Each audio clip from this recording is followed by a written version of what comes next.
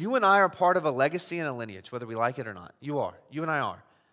It's either a faithful legacy. Some of you are from faithful fathers, faithful mothers who loved Jesus and are following Jesus and taught you Jesus. Some of you are from unfaithful legacies that men and women rebelled against God, did not worship God, and God has saved you. Some of you are actually unfaithful in the present, and you are hell-bent on your own destruction, and you are going to lead a legacy of unfaithfulness to God.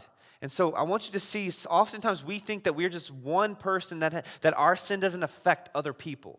Like we think that. I'm sure Ham thought, my sin's not going to ruin the rest of the world. Like Egypt is not going to be messed up because of me. I want you to know this. If you don't worship the God of the Bible, why would you expect anyone who follows you to worship the God of the Bible? Like they're not. Like they might by the grace of God, but not because of you.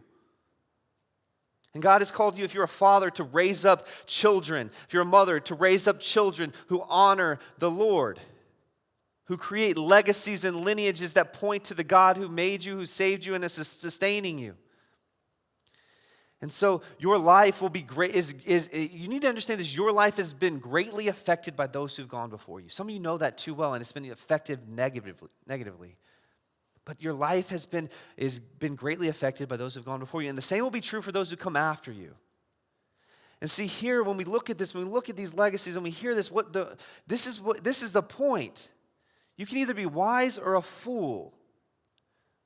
Wise men and women will see the generation down, not just their generation, but the next generation, the third generation, the fourth generation, the fifth generation, and start planning and preparing and praying. Jonathan Edwards was known to pray for the fifth and sixth generation of his great-grandkids every single day. Woke up and he was praying not just for his kids, but his kids' kids, his kids' kids. And he just kept praying, and they weren't even born yet. Some of you, that were your grandparents. That was your parents praying for you before you even conceived or thought of. That was wise. They were seeking to set a precedent and pattern to worship the God of the Bible. But fools, they don't think like this. They're too nearsighted. They think only about themselves and their generation. They don't think about the future. What we see here is that God does think about the future. He's not foolish. He's very wise, but he's a global God. I want us to see this. God is a global God. Like America is not the first people to be Christians. We're like the last as far as how far it moved.